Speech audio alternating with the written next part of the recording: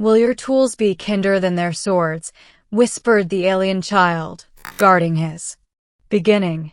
The first time Captain Alara Wynne heard the words, she thought she had imagined them. Her visor crackled, picking up strange audio frequencies, the kind that slipped between translation protocols and made her ears ring. The planet, codename Arithos 9, was not supposed to have intelligent life. Orbital scans had shown swaths of crimson deserts, black forests shaped like knives, and seas that steamed under their own chemical fury. But no cities. No transmissions. No mines. The research mandate was clear: land, collect mineral samples, log atmospheric reports, and leave. Yet, as she pushed deeper into the black forest, Alara felt she was being watched. Branches curled overhead like serrated teeth, and the air shimmered with spores that glowed faint green. Her drone whirred ahead, scanning. That's when she heard it soft, broken, carried through the dense static of the forest. "Will your tools be kinder than their swords?" Alara froze. She spun, visor HUD narrowing, heart rate spiking. No life signs registered, only the hum of her drone. But the voice hadn't been imagined, it carried weight, tone, fear. Then she saw him. Half hidden between twisted roots crouched a child. Not human. His skin glowed faintly silver, veins of bioluminescence running under translucent flesh. His large, liquid black eyes glistened like stars on water, and his small frame trembled as he clutched something to his chest, a shard of metal shaped like a blade, rusted, broken, as though dug from a grave. The alien child whispered again, this time without the static. Guarding, his voice broke into a language her systems tried desperately to parse, but could not. Alara felt her pulse thrum. She was alone, light years from Earth, and face to face with something her orders said did not exist. Middle. The lost people. The boy backed away as Alara stepped forward, but he didn't run. His eyes stayed fixed on her utility belt, the tools, the scanner, the plasma torch. She realized what he was asking, what he feared.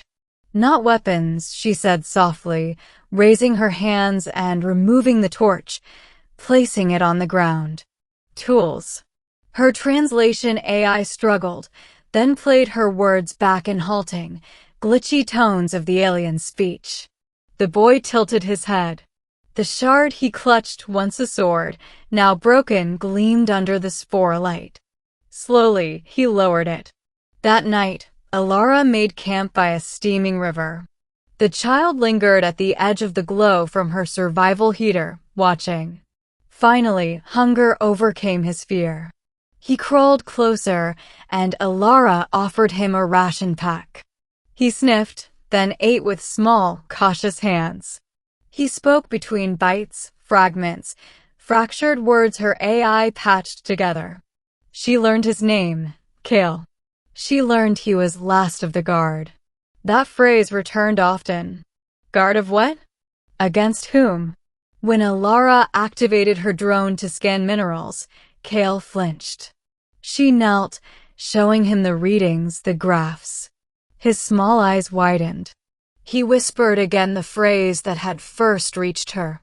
"Will your tools be kinder than their swords?" Alara began to understand.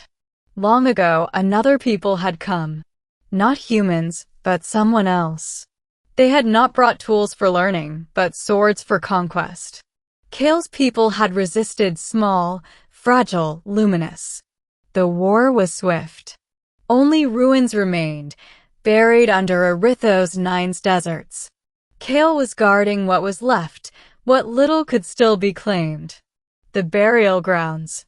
The next day, Kale led Alara into the desert. They walked for hours beneath a blood-red sky until they reached what looked like stone ribs rising from the sand. Not natural.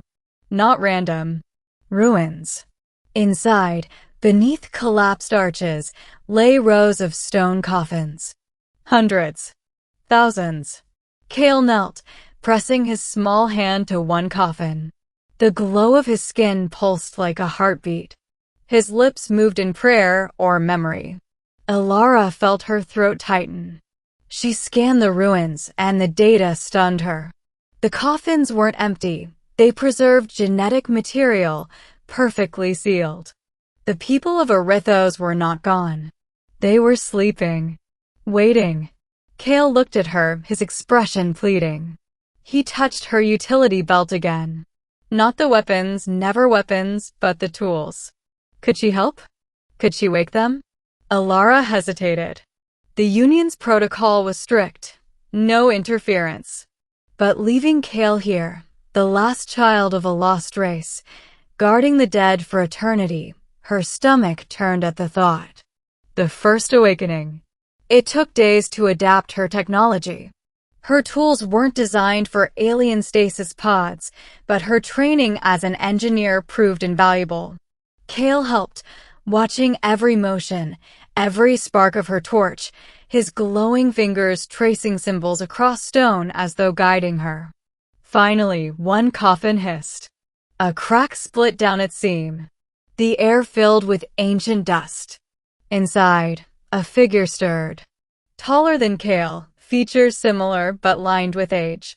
Their eyes opened liquid black, shining with the same starlight as the child's. They gasped, their body trembling, and Kale rushed forward crying words Alara's AI couldn't catch. The being's gaze locked onto Alara. Fear flickered, then confusion, then a question.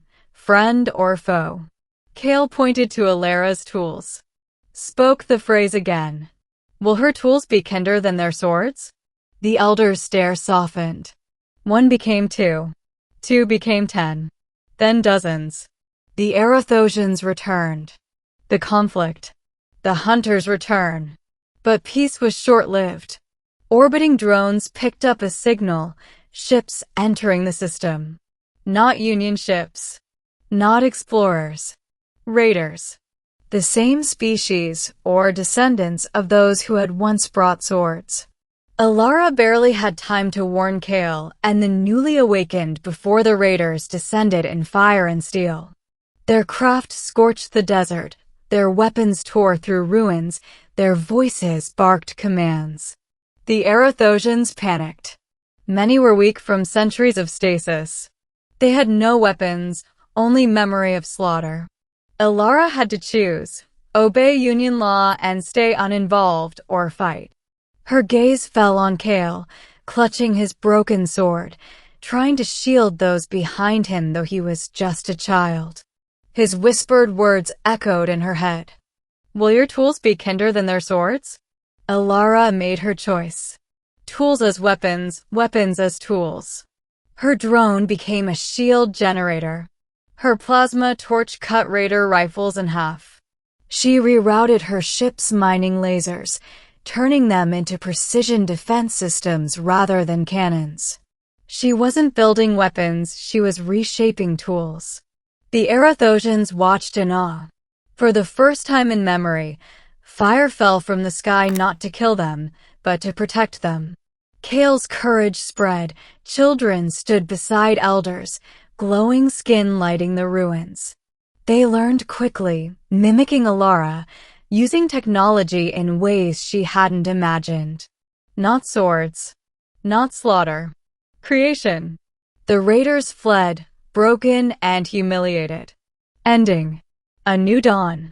When the last enemy ship burned through the sky, silence fell. The ruins of Erithos no longer felt like tombs. They felt alive again. The elders gathered, their starlit eyes fixed on Alara. They spoke through Kale, whose voice carried ancient weight. You have broken the cycle. You brought no swords. Only tools. You are not conqueror, you are kin. Alara felt a lump in her throat. She wasn't supposed to interfere, yet here she stood, having altered the fate of an entire species. She sent a coded transmission to the Union, not asking permission, but declaring fact. Erithos 9 is not barren. It is alive. Its people endure. Its future must be protected. Kale approached her, holding out the broken sword. His small hand trembled, but his eyes were steady. "For you," he whispered, guarding no longer. Alara knelt, taking it gently. "I'll keep it," she said, as a reminder that tools can be kinder than swords.